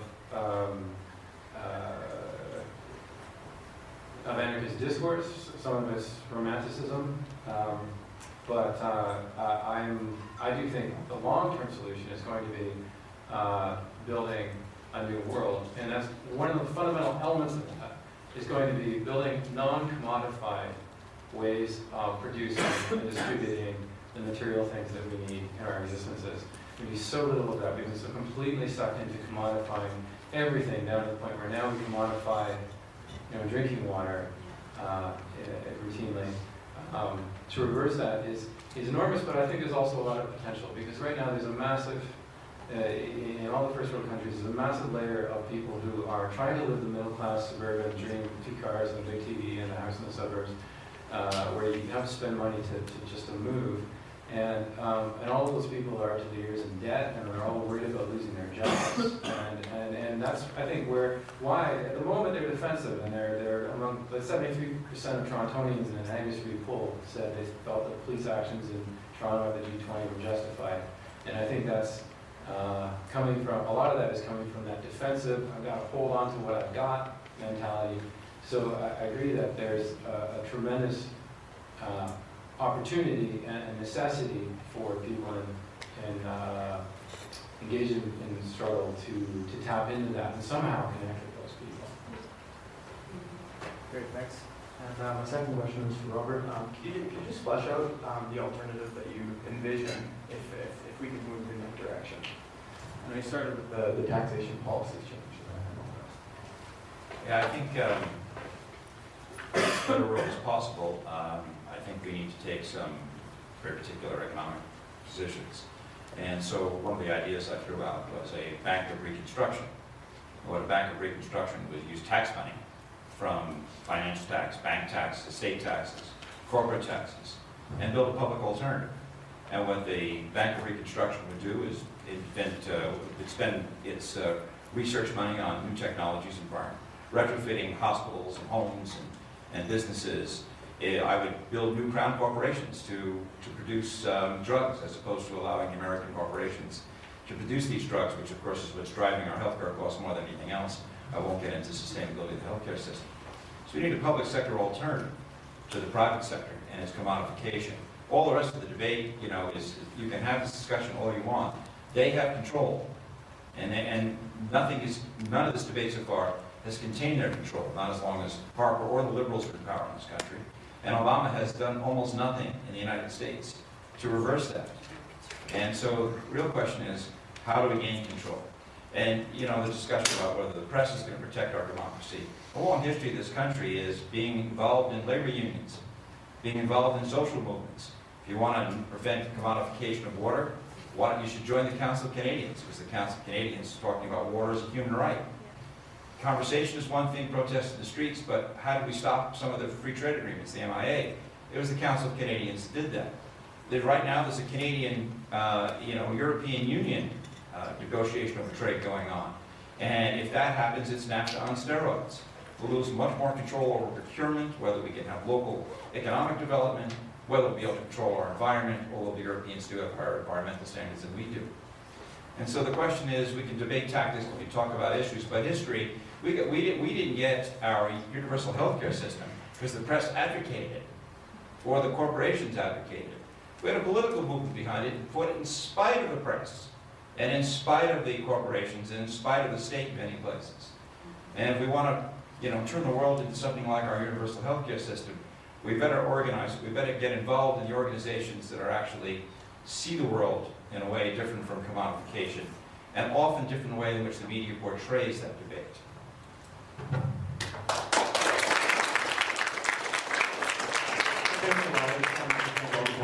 The organizers are going to run. Hi, my name is Chris. I'm a member of the Winnipeg Youth Socialist Group. Just a brief comment and follow-up question to that. Now, I guess in response to some of the comments about legitimate versus non-legitimate and violent versus non-violent, a friend of mine likes to use the reference point of Malcolm X and Martin Luther King as an example of legitimate versus non-legitimate or violent versus non-violent, however you want to put it. And uses a quote, I forget where it comes from, excuse me, but essentially it says, it's from King, saying that if there was no Malcolm X, I would never be as successful, meaning that if there wasn't somebody pushing through margins, even, the much more moderate efforts of social change would never be as successful. I think that's something we need to keep in mind when we talk about, different styles of protesting and casting aspersions on one another, that sort of thing. So, which leads me to my question, which is, when it comes right down to it, we've been talking a lot about different styles of protesting and this sort of thing, but I think the kicker is that we still don't have a way to decide how we want our protests to turn out. I think there's people from a lot of different political camps that would like to see different things happen with the movements that we have. And I think the question for me is, how do we mediate those questions? How do we decide what we want our movements to look like? How do we get to the point where we want to be that doesn't involve the left eating itself?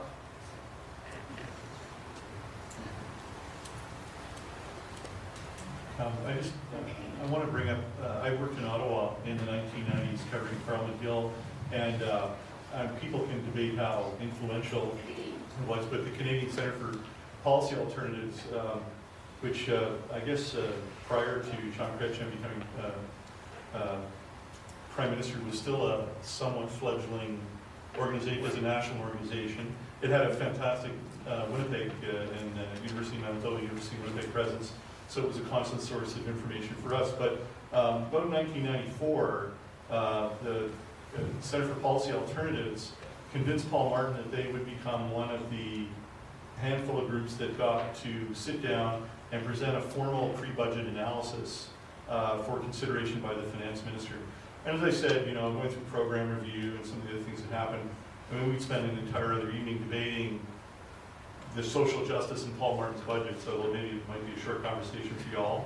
But to me, there was something really elegant about what the Centre did, and basically in a very short period of time, and using very legitimate tactics, boardroom politics, for lack of a better term, they were able to get the ear of the finance minister. And as I said, we can sort of debate the impact of that.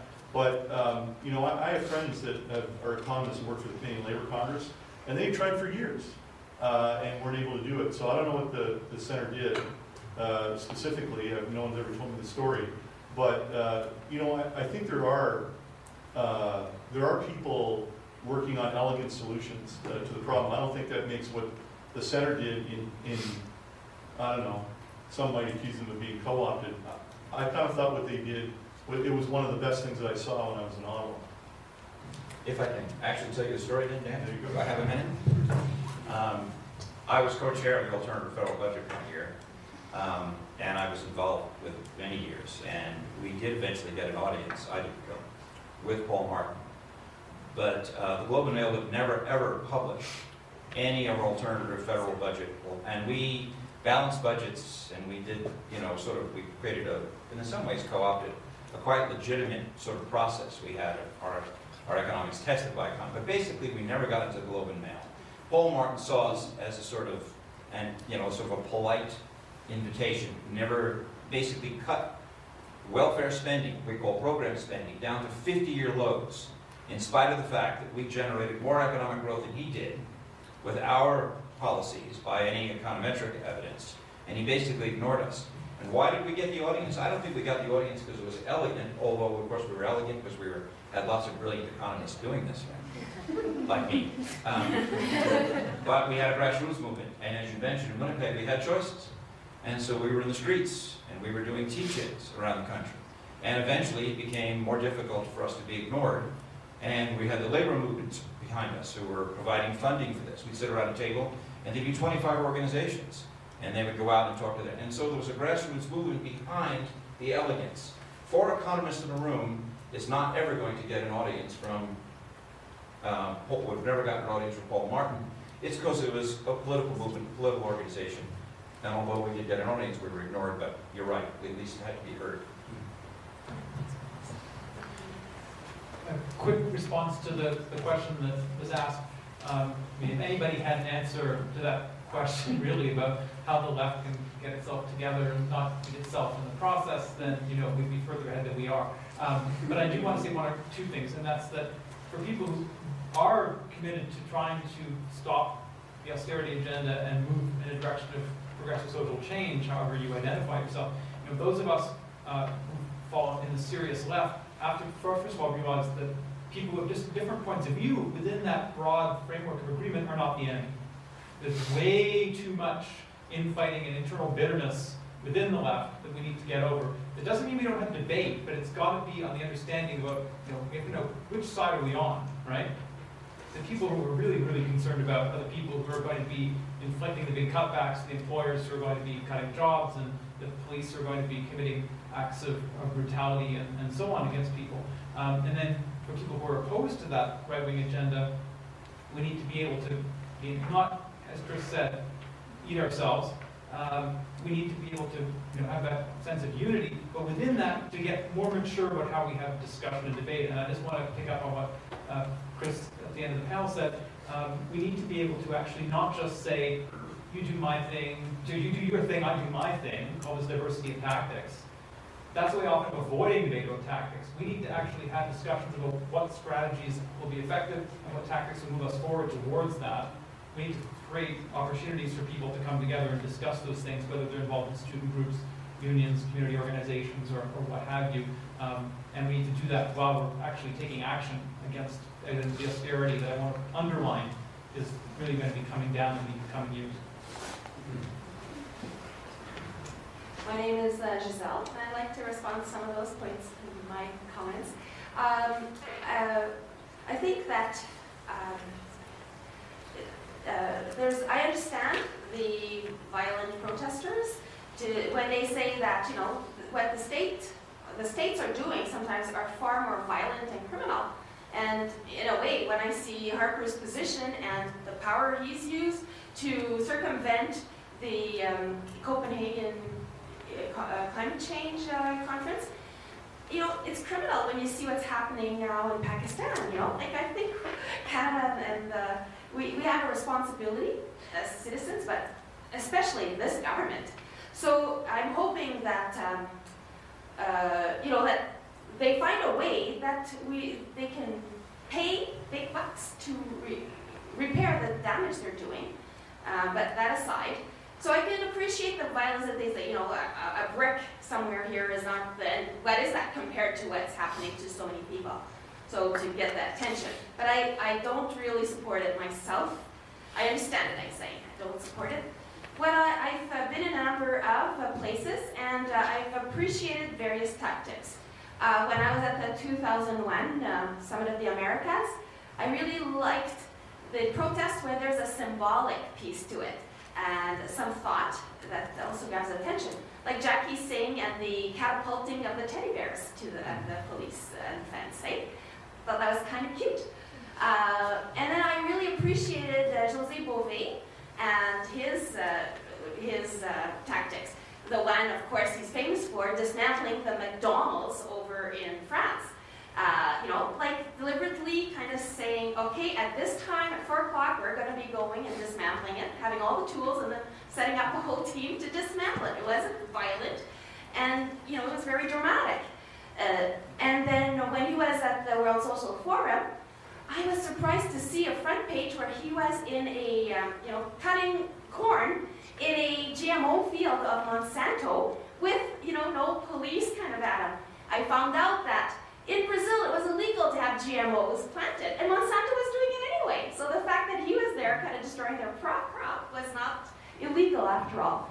So just such cleverness, is stimulating and challenges, I think, people to pay attention and look at the basic values.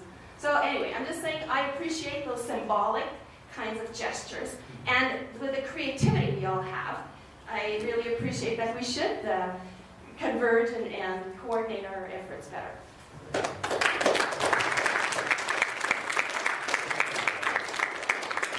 I'd like to respond to that, actually, if I may. That comment shows something interesting about certain kinds of direct action tactics, which is that they're not for everybody. Not everybody is physically or psychologically or socially equipped to go toe-to-toe with the cops. And that's behind part of the hesitation I was expressing about anarchism a little while ago. Sometimes, I run like anarchism is like that really cool guy, who has great hair and does awesome shit that blows your mind, and then after a while you're like, what? He's kind of macho and pushy. And, so sometimes there's a hierarchy, a kind of unacknowledged status hierarchy of who's been the most confrontational that comes across there. But that being said, we keep calling it violent protest, but it's important to note that that what we're talking about is property damage and not harm. And damage to property is very rich, very powerful institutions, and not harm to any actual physical human being.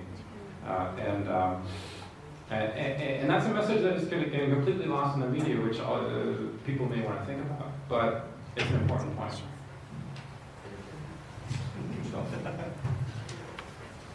Hi, I'm Brock. This is a quick question for Joan. I'm not sure if you touched it or if I just missed it. But when you said that everyone could see what's going to happen in Toronto with this protest, that it's going to be to see, and that's what happened. Yet, the government still chose Toronto as the location to have this meeting. Could you, I can't David touched on this at the beginning as Harper's showing his muscle. Could you touch on that, or have you touched on that? Just what you said. All I meant was that we know it's going to happen. I understand, but Yeah, that's all do you I think meant. there's a reason why he still chose Toronto? Oh, there's all kinds of reasons why prime ministers want to have international events in their country, because Canada's a middle power, right? Canada's a country that doesn't exert itself into the same stage as it once did during the so-called Pearson years and after that. So prime ministers, to voice to themselves politically, hopefully at home, but mostly internationally, they like to hold these international events and be the hosts. So it's a very clear political tactic on the part of the prime minister. Hence the reason of spending so much money, but also because they know it's going to happen. I think the question was specifically about not holding it in Canada, but holding it in downtown Toronto as opposed to a rural area or I see. military base. Okay. Well, that was addressed, to flex the muscles. Yeah, I mean, again, it's Toronto's, an international city now. It's one of the world cities. We've always wanted to have a world city in Canada. Toronto's it. I think, again, it's a political, symbolic statement, but a very clear political strategy on the part of the Prime Minister and his government. Anyone else want to comment on this?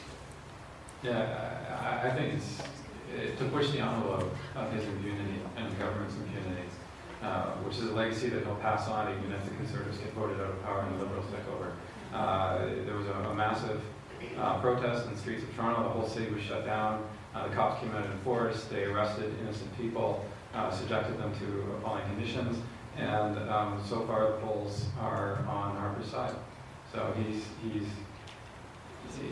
established a little more room for himself to maneuver.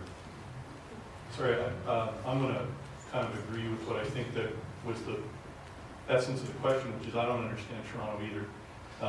Because no matter how you look at it, it was a really unpopular event in a political market that the Conservatives you know, if they were on fire, nobody would throw them a fire extinguisher in downtown Toronto.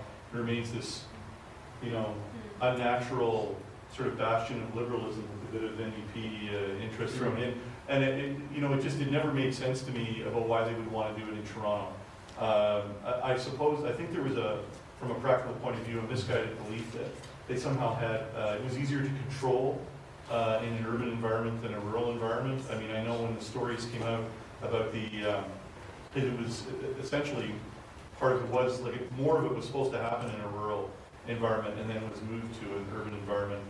So I think there, you know, I think there was a lot of dumbass sort of presumption going on. But in the end, you know, it was destined to be, everywhere this event has been, it's been a nightmare for local government and for the people that decided to hold it there. I mean, I know that's a really secondary consideration, but, you know, I don't know if that's exactly what you're getting at, but Toronto didn't make any sense for a whole bunch of reasons. 73% sounds pretty good to me. Yeah, but you know, you have to go to the Toronto media and look at the comments there. Like, they may think the police, you know, misinformed. They may think that the police action was justified, but I mean, people are miserable. Did you see the class action suit? The $51 million class action suit? Yeah. You know, the thing, it's becoming a three-ring. It's a nightmare. It's an absolute nightmare for politicians at all three levels of government now.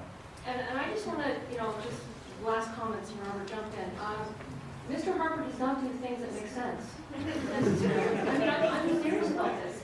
In a very political way, he does not do things that you would intend him to do, understanding ideological position of a conservative, capital C or small c. So it is perplexing in some regards. In some regards, it's not, because he sort of has a little bit of the, oh yeah, I will. Watch me, I will. And he does. I think he has taken a hit in the whole zone, slightly. I disagree, if I can jump in. Yes. I think there's two mistakes we can make about political leaders. One is to assume that they have no plan and no idea, and their actions are irrational. And the other mistake is to assume that they're omnipotent and that they foresee everything. I think Harper has a plan. I think it's also possible that he overreaches himself and he makes mistakes. So that's how I would read the situation. You know, I'm a lot more comfortable talking about what the central bank is doing in the healthcare system, so we're all speculating here about this business. But, you know, when they held it in Cananas, they had almost no problems. He moved to Toronto because I think the Toronto population's a lost cause to him, probably, in terms of any election. He was asserting power. And if he could control Toronto, he's controlling the heart of the country. And letting the world know and the Canadians know that, basically, I have the power, and if I'm going to introduce austerity or anything else, I'm the one who's going to do it. I'm going to be the one who's going to be able to do it. And he was letting the world know that we're open for business and free trade. I'll also gain control over what I need to in order to get the kind of trade agreements I need. Whether or not it was omnipotence, or whether omniscient or omnipresent or whatever he's able, but I certainly think that's probably what he was about. And given the numbers, he seems to have been successful. I mean, inside Toronto, I'm sure they didn't like him before and probably don't like him anymore now. But he knew that. My speculation. My name is Trevor Semetoff. I guess, well, I fundamentally, philosophically disagree with a couple of pounds on when we should have nonviolent sort of over there in the corner legal protest as the police define it for that particular day. I think that you both have a very strong argument when it comes to tactics, in that this is in fact a media relations battle, and to look at it as any other thing else is a lost cause from the get-go. And I guess I want to direct my question to the other panelists, in that I have found, as a member of the progressive protesting left, that when it comes to direct action or protest days, while we're quite willing to endlessly debate tactics in basements or university classrooms, there's always this unwillingness to cannibalize the left or have any serious discussions about, you know what, let's not be Big Tent. Let's not have the brick throwers and the flower throwers and the mothers with babies wearing protest signs. Let's include everyone. And frankly, it doesn't work. It never has worked. It guides the message, making it meaningless. And so I guess I want to ask some of the other panelists, or all panelists, how can the left move in a way that recognizes that this is in fact a media relations war between the Toronto City Police and the protesters, and Big Tent isn't necessarily putting bodies on the streets, isn't going to be the best solution if we're actually wanting to convince Joe Average Canadian that our mission of social justice is something that they should get behind and support. Because that image of the burning car is the lasting one that has left us from G20, no matter how many endless philosophical debates we can have in the side stands.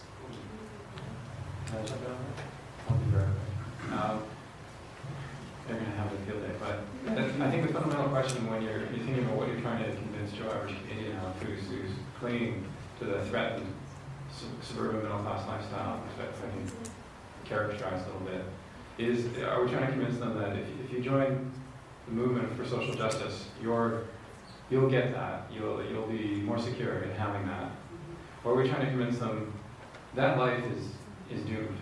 It's not going to exist in the next generation, except for a much smaller minority, and you should be getting ready for a new way of living. And that's a fundamental question. There's no easy answer, no easy way to reconcile people who fall on different sides of the line with that question. 30 seconds answering the last question again, because I feel like why even have the G20? They could have had a conference call. They could have met, they could have had dinner and had this conversation. They did it as a political act. Exactly. It was done consciously. Wherever it worked, it was no necessity of doing this. Yeah.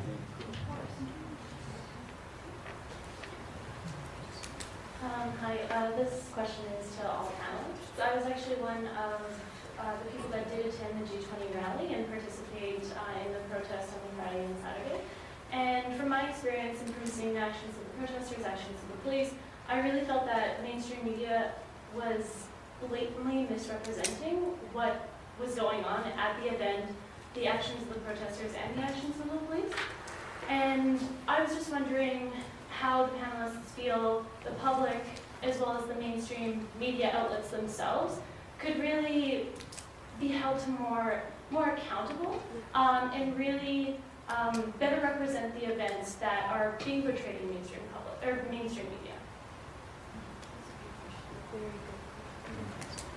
Amy Goodman was there, and she was part of the Massey Hall, and then she spoke at the church the next night.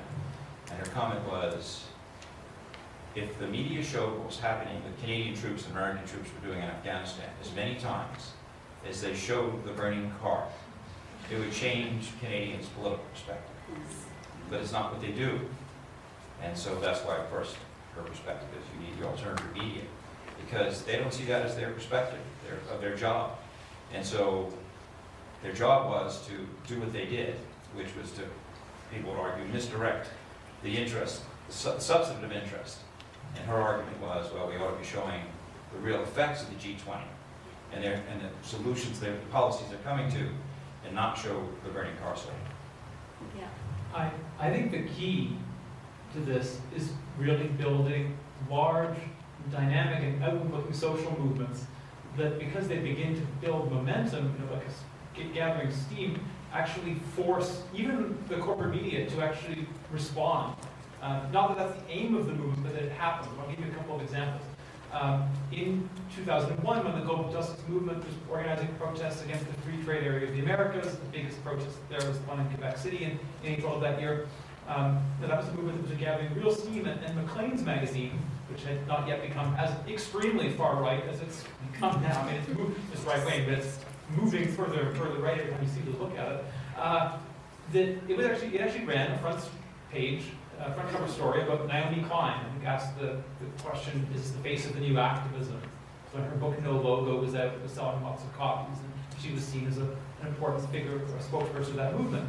Well, that was done because there was a real movement out there, and the corporate media was responding. They thought they could sell copies of Maclean's by dealing with this person who symbolized a real movement. So some of the movement's analysis and ideas, in a distorted way, got picked up and reflected there because there was something happening on the ground. And the same thing, if you look at the war on Iraq in 2003, the fact that there were huge demonstrations all over the world, was very significant in terms of having an impact on the media coverage, even though, of course, the whole points about weapons of mass destruction still got recycled and repeated over and over again without enough critical questioning. So I think the key thing is to change the facts on the ground. And that will have an impact on the media. But let's not focus on the media, let's focus on the grassroots and organizing and reaching out beyond our small circles to other people who aren't yet at the point of agreeing with our analysis and build movements.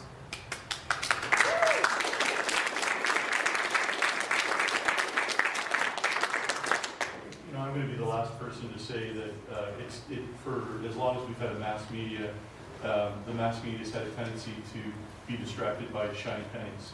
So it has always been thus. You can look at any political movement or great incident, and you'll see, don't look at the man behind the screen. Just look at the song and dance going on in front. It's one of the great flaws, along with a lot of people try to expound on the principles of journalistic balance and fairness, but the problem is when you're passionate about something, you don't want it to be balanced and fair. And I have this conversation with people all the time. Reporting on the articulate, expressions of a legitimate protest movement. I don't like the term legitimate actually, but protest movement will be given equal space at some level in any individual story, with people talking about how they don't think what these people are doing is legitimate. And so the people who are passionate about it read the other comments, and they don't think that that's fair and balanced. And it's a fundamental flaw in what we do that, the people out on the street believe there's righteous causes and unrighteous causes. And the media is not always good at paying due respect to some of those nuances. As far as accountability or misrepresentation, when I was in the Toronto Star archives today, digging up all my dusty stuff about the Lytton systems, but I read like the last sort of 2 months of coverage in the Toronto Star on like sort of how the local community is reacting in the aftermath of this thing, and I mentioned briefly the class action suit. $51 million class action suit launched by, well, the person who's the citizen representing the suit is a woman who was trapped in the kettling in the intersection when they blocked everybody in the thunderstorm, and then kind of arrested people one at a time. And so she's suing the federal government for $51 million because she suffers from anxiety attacks now. I mean, the media in Toronto is full of stories of people describing the horrific treatment that they got at the hands of the police. So just for a moment, I want you to put yourself in the shoes of the assignment editor at the news desk of the Toronto Star. What criteria, and this is not, I always sound rhetorical when I say this, but tell me what's your criteria for deciding whether these people are legitimately describing what happened or are kind of embellishing what happened because it's their moment of fame. Like if you say to me you were there and you think the brutality and what the police did and what the protesters did was blown out of proportion, you know what, I can get behind that. But tell me how these thousands of people that are deluging the local media there with their stories of barbaric treatment at the hands of the police, should we just stop answering the phone and we shouldn't give them a forum because they disagree with your version of what happened? I'm saying, and I do want to hear your answer, I don't know what to do. Well, my experience was not so much, I guess, hearing about like the many people bringing up stories about police brutality. Like I think if there's hundreds or thousands of people bringing up stories of police brutality, there's probably police brutality. Like. You indicated to me though that you thought the media was unaccountable because they had exaggerated the level of police brutality. No, they actually exaggerated the level of violent protest. Like there was absolutely no coverage, especially on the Saturday, watching it about what police were actually doing. Like I don't feel that there was accountability by representing both sides. Like there was just like the shiny object that just kept on getting looped and looped and looped, and really the important messages that people were actually bringing up were really suppressed in doing that. And I just don't necessarily know how to influence mainstream media to properly represent what actually happened, properly represent the messages that those people are trying to get across, because that is getting lost in the debate. Yeah, and like I said, I agree that the one burning car became an iconic image because it was easy. It was an easy thing for people to latch onto. I just wonder what the tenor of the coverage would have been if that shiny penny hadn't been there. Everybody came to Toronto to cover the story. So if you're watching, if you're listening to Goodman, you'll see how she covered the story, and she covered it fundamentally differently than the way the media did in Toronto. And it would be instructive if we could sort of compare the two. What she did with it versus what they did with it. And it's clear that there's a qualitative difference in how she covered it. With using all the sort of ethics and standards that journalists, would use, the same sort of standards. She has a different set of values, a different perspective, and she covered it fundamentally different. Amy.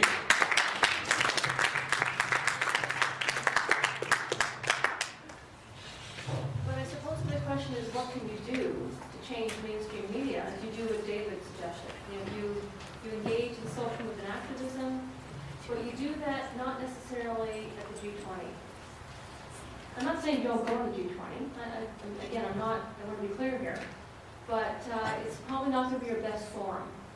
But you continue being the activist you are, and getting your word out, educating people, educating the public, so that you begin to engender within the public, and therefore the media, a different way of thinking and discourse. But it's not going to come from the G20, because I think those protest moments are going to be framed by bigger things, and things are going to detract from your message ultimately. And I'm talking just for the G20.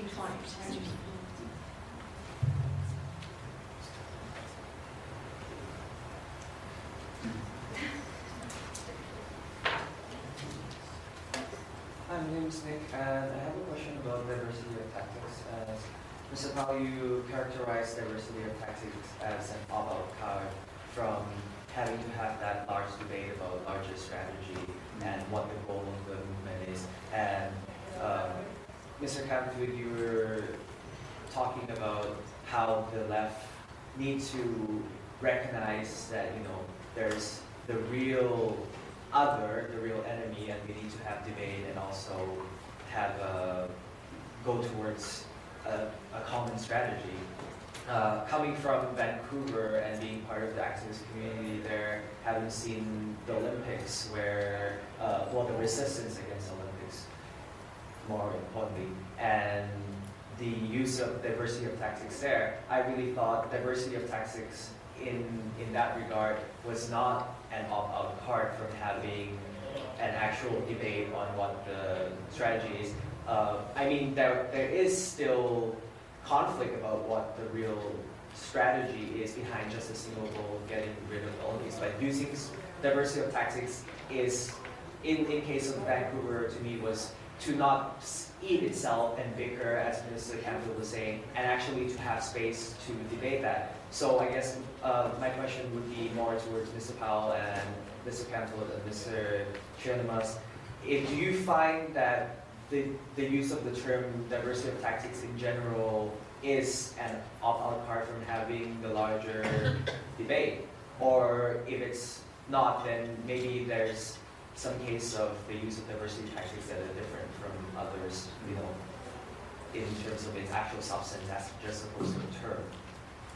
I'm just getting signals from the back that this will be the last question. Well, my answer to that would be that the second, that like anything, diversity of tactics, direct action, physical confrontation, I think it's pretty hard to generalize and to lay down some kind of across-the-board rule that says this is good, this is bad. I think in some contexts, the diversity of tactics has been something people say because we haven't yet figured out what we're going to do. But I don't mean that it's necessarily always a bad thing at all. It can be a really positive and productive thing.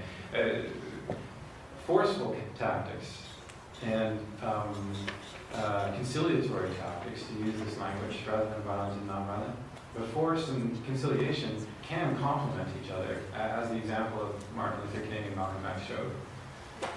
One of the really interesting questions, this goes back to the question about organization. How is this discussion going to take place? How is it already taking place? How is it going to take place? The traditional political model we have in Western liberal democracies is a model of representation. A bunch of people get together and a few people end up becoming the representatives and spokespeople of all the rest. And if it's done properly and legitimately, then people feel that they're being spoken for. If it's done improperly, they don't feel that they're being spoken for. And that, does achieve certain effects, but also it's undeniably a hierarchical structure. And one of the disagreements in the movements is precisely over this question of how hierarchical and how representative the movement should be. Should it be a representative, or should it be something more decentralized and non-hierarchical? And so there's not just a discussion about what to do, there's a discussion about how to discuss what to do. And that puts an added spin on things. I struggle to try to get a grasp on, try to understand the world, what's making it work. I am absolutely stunned at the, for want of a better term, an old cliche false consciousness. I mean, you look at the United States and the Tea Party movement, people voting against health and education for their children, voting for capital gains tax cuts for the rich, which they'll never see in their lives. 39% of the Americans believe they're either in the top 1% or will be soon of the income distribution. We vote for Harper. It's true, a minority voted for Harper. And to tell you the truth, I do not understand why this happens, and I look for you for tactics to fix things. Okay, so the signals are getting more emphatic now, so I guess we'll have to cut it short. I just want to thank sort of the sponsors, people who hopped on board and set up tables, Copwatch, Council of Canadians, FEMRA, and there's one more I forget. So anyways, before we adjourn, I'd just like to give a quick plug. FEMRA have asked me to do this. FEMRA is hosting a dance party tonight at Geo's, which is just 5 minutes walk south from the library on Corner Smith in York. I encourage everyone to head there if you'd like to dance or listen to people speaking to an open mic, which will also be happening. The open mic starts at 8:30, and Mama Cutsworth will be DJing starting at 10:30. And the money raised during the party will go to support the Rebels Gathering, which is a feminist conference happening in Winnipeg during May of next year. And so I'd like to thank you all for attending, thank you all for the excellent questions, and especially I'd like to thank the panelists for providing excellent